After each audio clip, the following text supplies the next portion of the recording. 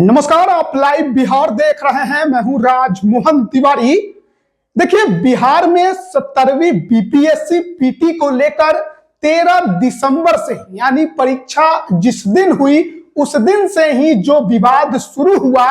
कल चेयरमैन के exam cancel करने के बाद भी ये लगातार दिखाई दे रहा है।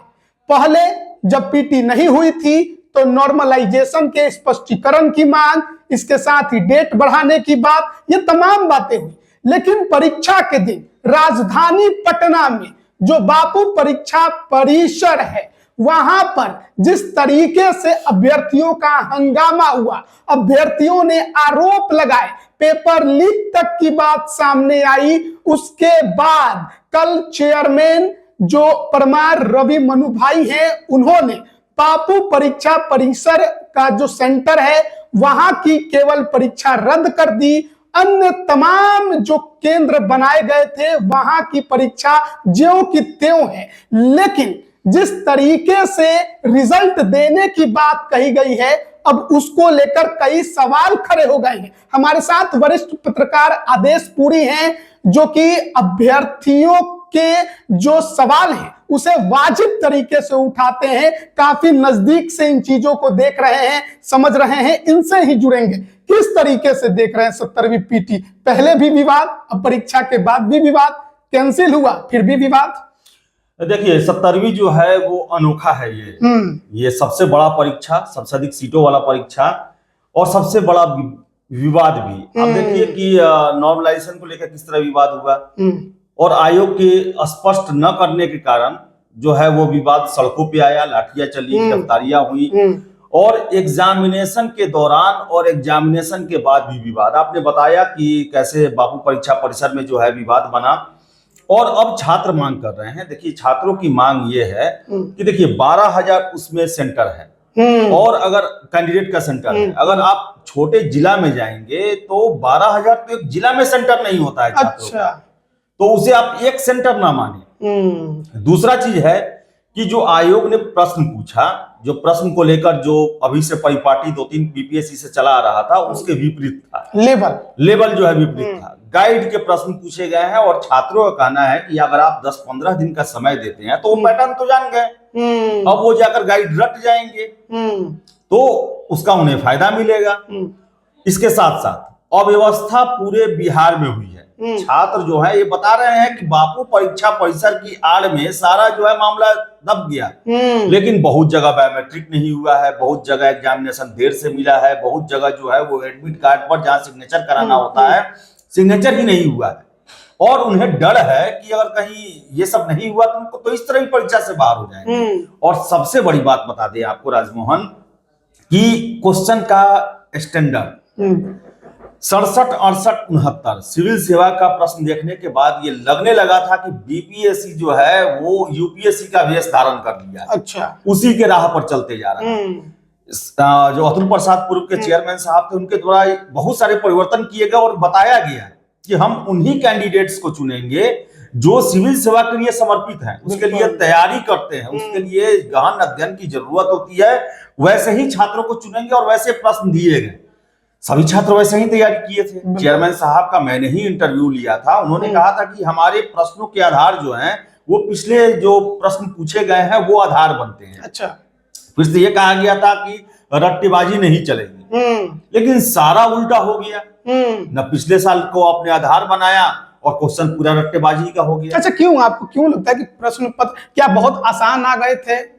देखिए, प्रश्न पत्र का विरोध का कारण यह है कि एक एग्जाम्पल मैं हमेशा दे रहा हूं कि कोई बैट्समैन तैयार होता है शोएब अख्तर के बॉल को खेलने के लिए और बहुत तेज पिच है वो, जहां पता है कि यहाँ पर फास्ट बॉलिंग उछाल वाला पिच है, यही होगा।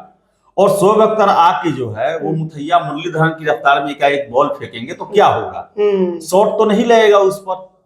अगर हाँ पहले से पता रहता तो छक्का लगेगा, लेकिन नहीं पता है तो ज्यादातर चांस में क्या होता है, बोल्ड होता है या कैच थमा देता है बैट्समैन। वही हुआ इसमें।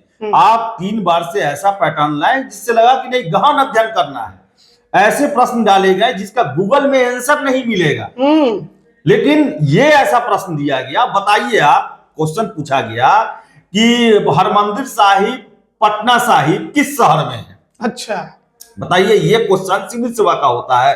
मोटरसाइकिल में बैटरी का वही महत्व है जो जीवन में महत्व है, डैश डैश डैश। ये सिविल सेवा का प्रश्न है, one liner fact based question है। और छात्रों को क्या डर लग रहा है? छात्र जो भी सीरियस बीपीएससी कैंडिडेट है वो ये सब चीज पढ़ के नहीं गए थे, एकदम फैक्ट पूछ दिया गया है। सारे लोग 80 से 90 के बीच में आ रहे हैं उनका कट ऑफ, और उन्हें लग रहा है कि जितना आसान क्वेश्चन है, जो रेलवे एसएससी वाले होंगे 110 मारे होंगे, और हम जो है कि पहले ही बाहर हो जाएंगे। बिल्कुल। तो ये हमारे साथ छल किया गया। उनका कहना है कि भाई आपने कहा जब 30 अक्टूबर को शिक्षकों के साथ बैठक हुई तो वहां पर बताया गया शिक्षकों को कि हमारे एक्सपर्ट पंजाब यूनिवर्सिटी के रहते हैं, दिल्ली यूनिवर्सिटी के रहते हैं, दिल्ली के अन्य विश्वविद्यालयों से रहते हैं, साउथ इंडिया के विश्वविद्यालय, ऑल ओवर इंडिया के रहते हैं। लेकिन ये क्वेश्चन देखने के बाद लग रहा है कि मुसल्लापुर हाट के किसी कोचिंग का सेट प्रैक्टिस का क्वेश्चन हो, वो भी रेलवे या एसएससी का क्वेश्चन हो। तो आखिर छात्र विरोध क्यों नहीं करेंगे? वो उन्हें लग रहा है कि हम जो है बाहर हो जाएंगे। और पहली बार ऐसा हो रहा है कि ये जो कल जो फैसला आयोग का आया, तो हम इससे पहले के परीक्षाओं में देखते थे कि एक छात्रों का वर्ग जो है वो आयोग की तरफ से रहता था, लेकिन इस बार कोई है ही नहीं, सारे विरोध कर रहे हैं। वजह क्या है? जो सीरियस हैं वो ठगा महसूस कर रहे हैं, और जो 110 प्लस मार्क के आए हैं रेलवे एसएससी वाले, उनको मेंस देना ही नहीं है, उनको मतलब ही नहीं है, उनको छात्रवृत्ति का पैसा मिल जाएगा, वो चुप, उनको मेंस आगे देना नहीं है, उनको मेंस के लिए जो 50,000 रुपया मिलता है लेंगे, अपना दूसरे में खर्च करेंगे अपना। तो अब जो है छात्र का यही कहना है कि पूरे परीक्षा प्रक्रिया को ही समाप्त किया जाए।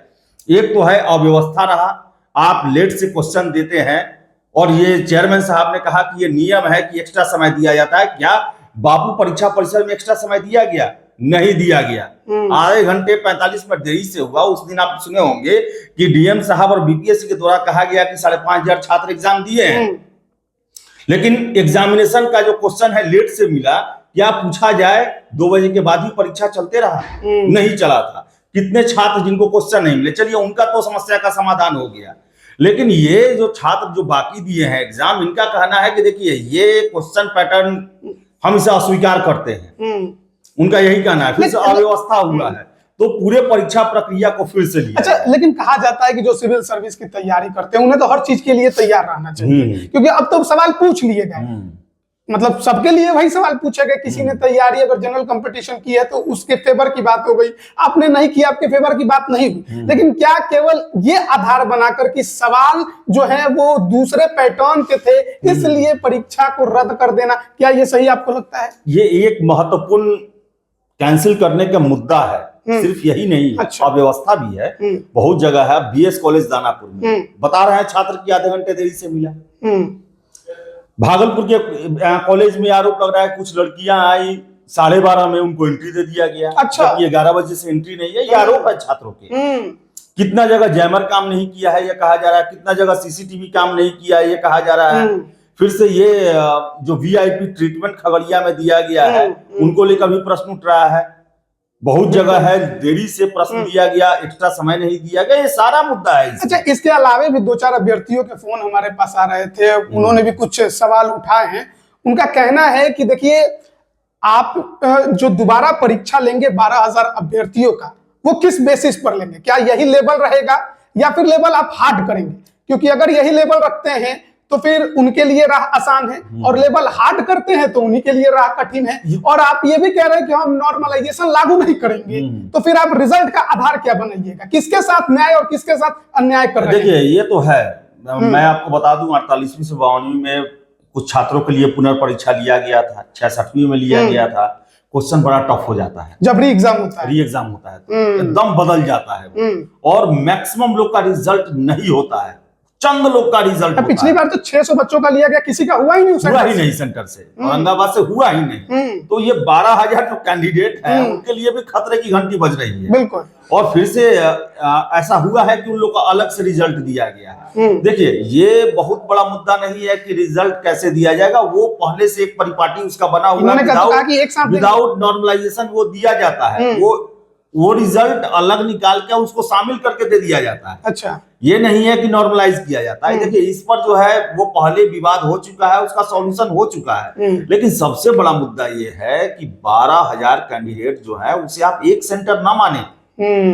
फिर से है कि 12,000 को ये भी टेंशन है कि जो क्वेश्चन दोबारा आएगा वो पैटर्न उसका टफ किया, अब करना ही पड़ेगा। और छात्र हमेशा कह रहे हैं कि इनको पैटर्न पता चल गया, पैटर्न पता चल गया, इनको तो अतिरिक्त समय भी मिल गया, अतिरिक्त समय मिल गया, तो आयोग इसमें टफ करेगी ही करेगी।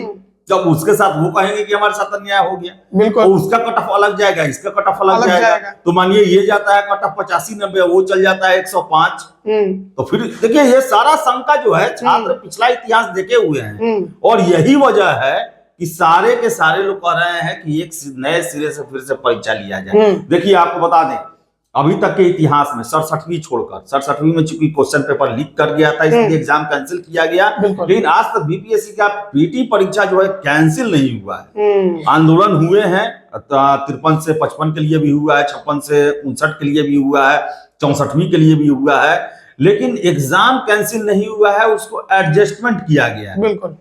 और आपको बता दें छात्रों का एक और डर है, उनका कहना है कि जो क्वेश्चन पूछा गया है ये क्वेश्चन ऐसा है कि आप गूगल से आराम से इसका आंसर निकाल लेंगे। जैसे मान लीजिए यहाँ बिहार में तो चलता है ना कि वो ब्लूटूथ डिवाइस क्या क्या यूज करते हैं, मानिए कहीं जैमर नहीं काम कर रहा है, अब बहुत जगह से रिपोर्ट मिल रहा है कि जैमर नहीं काम किया है, वीडियो तो सेंटर के अंदर चला गया है। तो उसमें है कि ऐसा है कि गूगल आप रखे हुए हैं, एक बार डालेंगे क्वेश्चन भी लंबा नहीं है, छोटा सा टाइप किए आपको आंसर मिल जाएगा। और उससे क्या होगा कि फायदा पहुंच सकता है। देखिए अफवाहों का बाजार गर्म है, बात का बतंगड़ बन रहा है, और कहा जाए तो पूरे परीक्षा का गीजन हो चुका है, गीजन हो चुका है। इतना बड़ा बहाली और पूरी तरीके से गीजन हो चुका है। आयोग ने टैकल नहीं किया इस एग्जाम को अच्छे तरीके से, जिस तरह उनके पास इतनी बड़ी बहाली। और अभी 2-3 साल देखिए बीपीएससी 2022 से 24 तक जो बीपीएससी का नाम देश के सर्वश्रेष्ठ लोक सेवा आयोग में हो रहा है, लेकिन इतना जल्दी विश्वास खो देगा मुझे भी विश्वास नहीं था।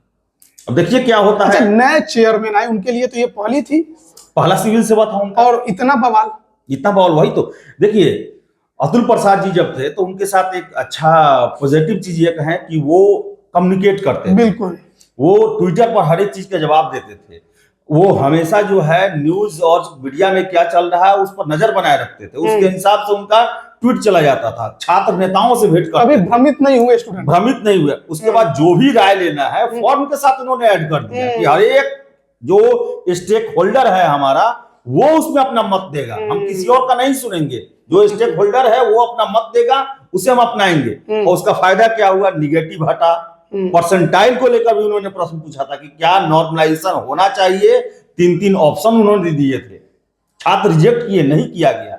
लेकिन यहां पर देखिए कि न जाने कितने लोगों ने प्रयास किया कि आप 30 अक्टूबर को शिक्षकों के साथ बैठक कर रहे हैं नोटिफिकेशन के बाद, और हाँ, और शिक्षक निकल के आए और वो बोले कि नॉर्मलाइजेशन को लेकर ही चर्चा था, और हमें मैसेज दिया गया कि हम नॉर्मलाइजेशन करेंगे, आप छात्रों को विश्वास में ले। तो और उसके बाद आपने स्पष्ट नहीं किया, इतना छात्रों के मन में ये घर कर गया ना कि कहीं सरप्राइजिंग एलिमेंट जो है ये नॉर्मलाइजेशन तो नहीं होगा। और दिलीप, छात्र नेता दिलीप जो है वो 6 दिसंबर के सुबह तक उन्होंने आयोग से रिक्वेस्ट किया कि आप एक नोटिस दे दे, हमें आंदोलन नहीं करना है। और वही हुआ ही। अगले दिन सारे मीडिया कर्मी को वो बाइट दे रहे हैं, इंटरव्यू दे रहे हैं, आईपी पर चल रहा है, उससे पहले आप कर देते तो ये सब कुछ होता ही नहीं। तो ये जो मिस कम्युनिकेशन जो है आयोग को, अब देखिए जमाना पहले वाला नहीं रहा, अब लोक सेवा आयोग है, आपको एक संवाद स्थापित करना होगा, छात्रों के समस्याओं को समझना पड़ेगा, नहीं तो विवाद इस तरह बनते रहेगा। अब देखिए कल आंदोलन का घोषणा किए हैं, क्या होता है, फिर एग्जाम कैंसिल। हाँ, एग्जाम कैंसिल करने के लिए गर्दनी बाग में शिक्षा सत्याग्रह के नाम से ये चल रहा है सभी जगह, स्टूडेंट्स का। हाँ, जो एग्जाम दिए हैं पूरा पीटी कैंसिल किया जाए, उनका कहना है कि एक नहीं 911 जो बाकी बचा हुआ है उसको भी कैंसिल। आप इसको कैसे देखते हैं, क्या ये जो फैसला चेयरमैन ने लिया है ये अभ्यर्थियों के पक्ष का है या उनके खिलाफ का है? देखिए गड़बड़ी तो वहां हुई थी, बिल्कुल, पूरा व्यवस्था चरमरा गया था। ऐसे बहुत सारे छात्र बोले कि हमें प्रश्न पत्र मिला ही नहीं, बहुत सारे छात्र बोले कि प्रश्न पत्र और ओएमआर मिला, छात्र आए फाड़ के फेंक दिए। फिर से ये बोला गया कि हमें जितना समय मिला हम जानते थे 120 रंग पाए 35। तो ये तो अन्याय वहां हुआ और उनको न्याय दिया गया। चलिए हम मानते हैं पूरा परीक्षा में शामिल न्याय दिया गया, लेकिन 911 सेंटर पर जो छात्र आरोप लगा रहे हैं आयोग को उस पर सुनना चाहिए, उनसे बात करना चाहिए, उनको क्लियर करना चाहिए कि आप जो आरोप लगा रहे हैं कैसे गलत है। अगर सही है तो उस पर एक्शन लेना जरूरी है इनका। चेयरमैन का मुद्दा तो कल पप्पू यादव ने लोकसभा में उठा दिया। लोकसभा में उठाए, अच्छी बात है, और छात्रों का मुद्दा उठना ही चाहिए, उठना ही चाहिए भाई। पूरे बिहार चेयरमैन पर भरोसा अभ्यर्थी नहीं कर पा रहे हैं, सबसे बड़ी बात बीपीएससी पर ही भरोसा नहीं रहता है। बड़ा मुश्किल से 1.5-2 साल में ये भरोसा कायम हुआ अतुल प्रसाद जी के समय, लेकिन उनके जाने के बाद से ही TRE-3 का कांड हो गया। बिल्कुल। उसके बाद से आप देखें तो ये नए नए प्रयोग किए क्या आपको लगता है इसमें कुछ गड़बड़ियां हैं या पीछे पर्दे के पीछे का कुछ खेल है? देखिए, ये तो अब आरोप तो लगते रहता है। कितने छात्र हमको बोल रहे हैं कि आपको क्या लगता है क्वेश्चन आउट नहीं होगा? ये क्वेश्चन आउट करने और किसी लोग को फायदा पहुंचाने के लिए ही ऐसा किया गया। अच्छा। छात्र कहते हैं। अब इसमें कितनी सत्यता है हमको नहीं पता। अब क्या EOU के द्वारा कल क्लियर कर दिया गया, किसी था कि कोई तरह का लीकेज नहीं है। तो छात्र तो आरोप और तरह तरह के आरोप लगते ही हैं। हम नहीं कहते हैं आयोग सारे आरोपों पर ध्यान दे, लेकिन एक चीज पर ध्यान देना होगा कि आखिर जो उनके स्टेक होल्डर हैं, सारे जो कैंडिडेट्स हैं, वो एग्जामिनेशन कैंसिल हो, ये कह रहे हैं, ये छोटी मोटी बात नहीं है। ये सीधे सीधे दर्शाता है कि इनकी परीक्षा प्रक्रिया पर उन्हें विश्वास नहीं है। बिल्कुल। तो इसके लिए विश्वास बहाली के लिए जो है प्रयास करने चाहिए। अब आयोग सक्षम है, उनके पास बहुत उपाय हैं विश्वास में लेने के लिए। तो जो सही लगे वो उन्हें करना जरूर चाहिए। आयोग के जो चेयरमैन है वो तो पीसी में कहते हैं उनके पास ईमेल आ रहे हैं कि सर परीक्षा कैंसिल मत कीजिएगा। अब उनका जवाब है, हो सकता है कि वैसे ही ईमेल को पढ़े। ईमेल तो हमारे छात्र कह रहे हैं कि हम ईमेल कर रहे हैं कि एग्जाम कैंसिल होना चाहिए। तो और ईमेल तो बहुत सारे भेजेगा उनको एग्जामिनेशन से पहले भी कहाँ सुनवाई सब पर हुआ? बिल्कुल। जो फॉर्म भरने का डेट एक्सटेंड करना था, कहाँ सुनवाई हुआ उस पर?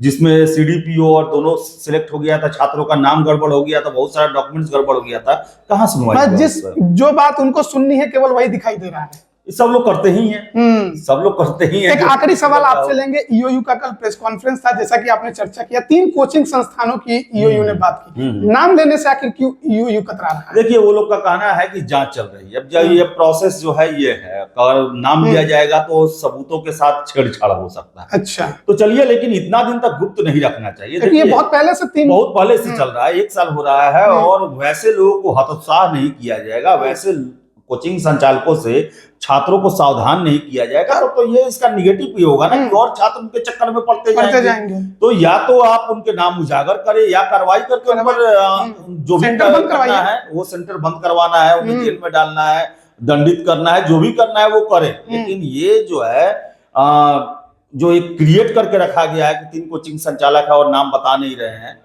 तो फिर ये भी EOU पर से भी लोग का विश्वास कम होगा कि भाई आपको जब पता है तो कार्रवाई किस डर से नहीं कर रहे हैं, करिए आप। तो EOU के लिए भी जरूरी है और बिहार के युवाओं के हित में भी जरूरी है कि वैसे जो रंगे हुए लोग हैं वो सामने आए। ये जरूरी है EOU के लिए बताना कि कौन लोग हैं वो और कैसे कैसे वो खेल कर रहे हैं, कैसे कैसे लोगों को झांसे में ले रहे हैं और कैसे युवाओं के भविष्य के साथ खिलवाड़ कर रहे हैं। चलिए, बहुत बहुत धन्यवाद आदेश जी, हमारे साथ राजमोहन बुलाने के लिए, समय देने के लिए। बिल्कुल। और देखिए, BPSC 17वीं PT को लेकर हम चर्चा कर रहे थे कि क्या कुछ इस बार हुआ, चाहे परीक्षा से पहले, परीक्षा के दिन या परीक्षा के बाद। एक सेंटर की परीक्षा रद्द हुई, लेकिन 12,000 अभ्यर्थी हैं, ये बड़ी संख्या है। और शायद यही बड़ी वजह है कि तमाम जो अन्य जिलों के या अन्य परीक्षा केंद्र के अभ्यर्थी हैं, उनका कहना है कि पूरी परीक्षा ही रद्द करनी चाहिए। अब आयोग इस पर संज्ञान लेगा, क्या रद्द करेगा या नहीं करेगा, ये तो आने वाला वक्त बताएगा। लेकिन कल गर्दनीबाग में अभ्यर्थी इसके लिए आंदोलन और प्रदर्शन करते भी आपको दिखाई देंगे। कितना बड़ा उनका हुजूम होगा, कितने बड़ी संख्या में वो उतरेंगे और शायद कहीं बड़ी संख्या हो तो इसका असर आयोग और सरकार पर भी पड़े, देखने वाली बात होगी। बने रहिएगा हमारे साथ। आप सभी का बहुत बहुत धन्यवाद।